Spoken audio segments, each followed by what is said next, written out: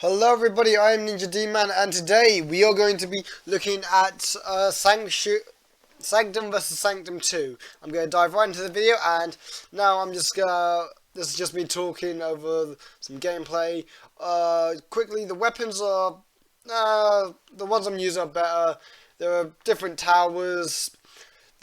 I'll go into this a bit more detail as the video goes on, but basically the towers I'm using are the good ones. Other ones, I don't really like. The weapons, same there. Yeah. Okay, I'm going to dive right into this. This is gameplay from the first Sanctum. Sanctum? Is that it? Yeah, Sanctum, sorry. I kept thinking of Sanctuary because I've been playing Borderlands 2, but that's regardless. And the gameplay, well, you can see here I'm building some defences, starting off with long range. The gist of the idea is the same between both games. The difference is, as you saw right there, I can upgrade pistols and my weapons. In the second game, you can't do that. And this is a bit of a problem because, well, in the second game you get given these weapons, and as the waves go on, they don't become weaker. They're just not as good because the enemies become so much stronger, as you would know. So in this regard, I do think Sanctum has earned a point for itself. I'm going to be giving points for games for what I think is good. So that's Sanctum, 1 point. But yeah, the building concept is quite nice. I do like how there are just blocks and the whole like digitizing items. As like when you build them, it looks like they're being digitized. Like they're being built like a matter or something. I don't know. It looks quite cool. Yeah, and the gameplay is pretty much similar. The weapons I've just went over briefly. The ones I'm using are basically a pistol, a short range taser, I don't know how to describe it, and a cannon. And these weapons are quite a bit different from the ones in the second game. But by themselves in this game, because you can upgrade them, they are really good. Because if you're on a team with your friends, one person will put all their points in towers, say you're in a group of 3 other people, 2 people will put their points into towers, and the others will put theirs into weapons so they can do more damage to the enemy, while you and the other person are doing helping with the towers. Anything the people who upgrade their weapons have left over, they put back into the towers to help. And yeah, that's a really good way of how this game has been played. Now, that's all the 3 weapons. First pistol, that one. Second one is cannon. Third one is taser. I don't really care for their names. But yeah, each has a left mouse click attack, which is just normal one. And then they have a right click, which is more of a burst. I don't know how else to describe it. If you hold down right click on the cannon, it has a weird targeting system. But if it goes too far, it will just spread out and do nothing. So it has to be within a certain range. But the more you upgrade it, the better the range, the more the damage, so on, so on. Up here I'm going the back. And this game has I'm going to talk about some of its Easter eggs. In the Easter eggs, it has DLC from the Yogs cast, which isn't really Easter eggs. That's just what it is. It's just that, really. Just DLC. It's got a couple of audio. Sometimes you see people that look like Lewis and Simon. That was on purpose for DLC. And I have noticed in other parts you do see people who look like them. The map design is, well, pretty generic, to be honest. I haven't seen this quite before in some other games, because it's kind of like a giant plant Earth, like where everything's just been mutated to the point where it's grown exponentially. I have a look around a little later. It's quite colourful. I've got, this is how I understood the game and reinstalled it to make sure all the settings are how they are when you first boot up the game. And yeah, this is how everything looks like. The flower there, it looks really beautiful. Like this whole area, I love the way this game looks. Yep. But in this, there isn't much of a story that we get told about. all we get told is, yes, there is these evil people, these evil aliens, and that's about it, really. And that we have to kill them and stop them from destroying the core. I'm guessing this core is our life source or something. It doesn't go into much detail in the first game. How fun is this game? Well, this is one of the few games I can sit down, you know, have a pack of jammy dodges or something and just play. It is a good thing. Just listen to music. It's a good way to kill time. It's a really fun game. It's really bad with your friends. Thing I don't like is when you actually get hit. Say you run into one of the creatures, you get hit by them, they will knock you out your way. Your camera goes flying. It's really annoying. But yeah, the enemies are quite unique, like these little rat creatures crawling on the ground. I don't know how to describe them. Yeah. You know, you see at the bottom left, that's how much health my core has. The enemies, what wave I'm on. The whole weapon system is, instead of ammo, they just have a cooldown instead. And yeah, that's quite nice. I like the whole first person thing. It's, well, really nice. Yeah. Let me try to think of anything else. Yeah, this is me looking around. The whole place looks really nice. Some of the maps better than others, but yeah, it's really cool. Now we're going to talk about the monsters. As you can see, there is just an entire list of monsters. It gives you detailed instructions, well, not instructions, about where their weak spots are, and if they're flying, if they're on the ground, what they're strong to, where their weak points is. It's really good. The design on some of these are really interesting. But that's basically it for First Sanctuary. Okay, and we're back to talk about Sanctum 2. Sanctum 2 is, we're going to dive right into it. It's basically exactly the same as Sanctum, but the graphics are better, as you'll see in a moment. There's a lot deeper story to it. But one thing I do have a problem with the graphics and everything is I feel like it takes away from the actual gameplay. And that's kind of annoying. Like here you've got this, everything looks really amazing, don't get me wrong, I love it. But a lot of the time, it's like, here, look, it looks amazing. I love these graphics so much. They just look so nice. Yeah, this is the tutorial I'm playing now. And yeah, as you can see from the right here, these are some of the newer turrets that have been built.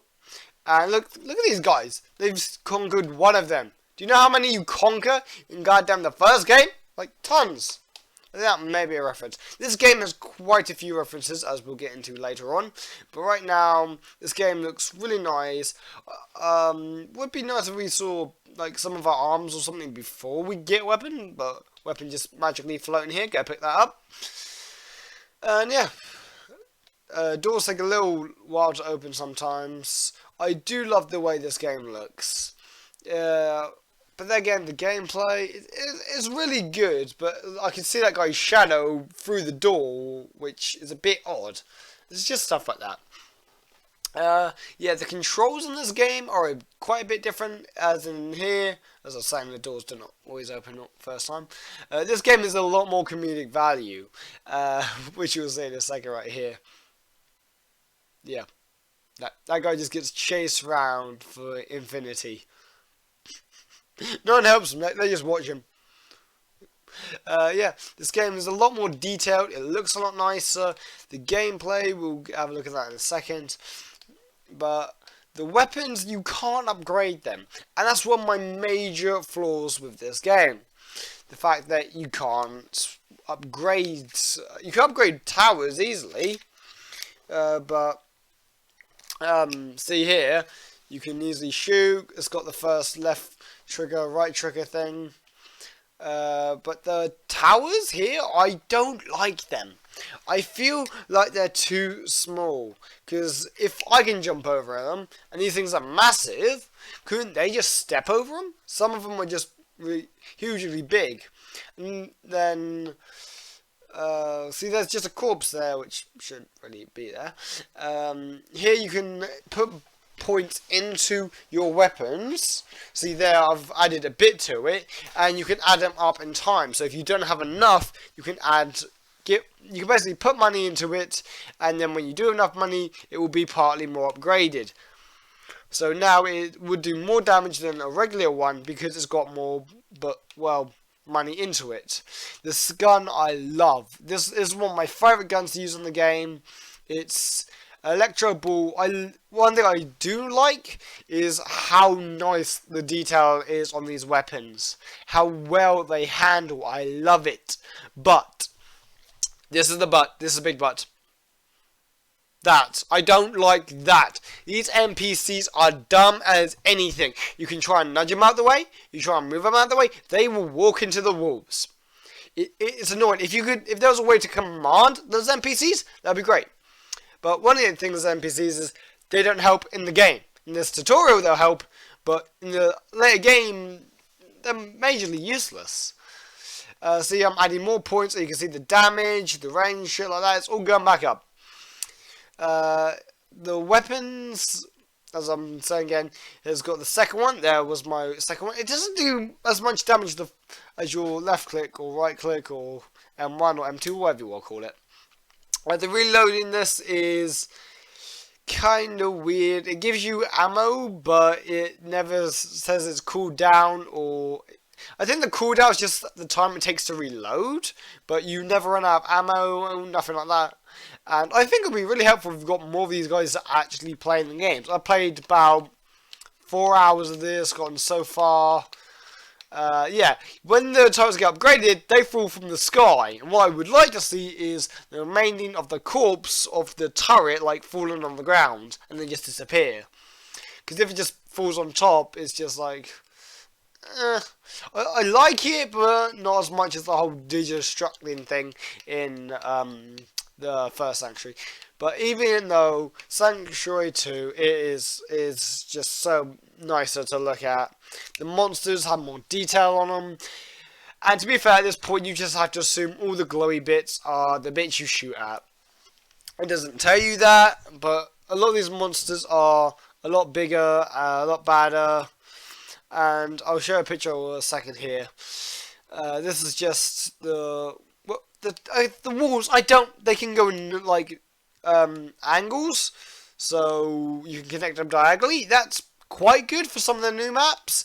Other time it can be a bit of a pain if you're trying to do something a bit elaborate, and sometimes it can just get annoying having to put so many down when it's something that I like, but the idea of it kind of bores me. Here's a picture of one of the major bosses that comes later in the game. Okay, now we're going to have a look at some of the different classes. Well, first off, here you have 4 different classes. Instead of having 4 different weapons, you have 4 classes that major in one specific weapon that you can't change. Or that's how I think, because I've only played so much of this game. The towers design pretty similar to the first. Usefulness, I can't like pick what I wanted, and I haven't changed it throughout the game. It's more I would. But one thing I do love, and I mean love about this game, is the amount of Easter eggs in it. In the first Sanctum, not Sanctuary, sorry, the only Easter egg you will see would be a red box, like the engineers when he's moving something, and bread. I'm not going to say where all of the Easter eggs are in this game, because I'll be here for a while. Here there's just one, it's Snake.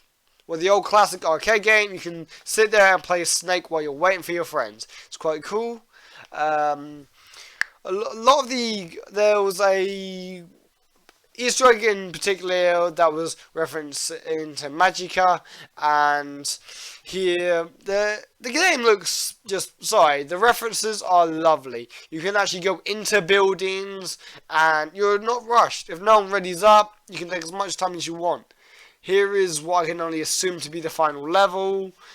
Some guy crying in the corner, an MP3, an old book that looks like it's from Gravity Falls, and yeah. These guys, the more levels you do, the less you see them. Sorry. One thing I love about the enemies is it looks like they're an infection. The first one, they look like they're just creatures and this giant tree land.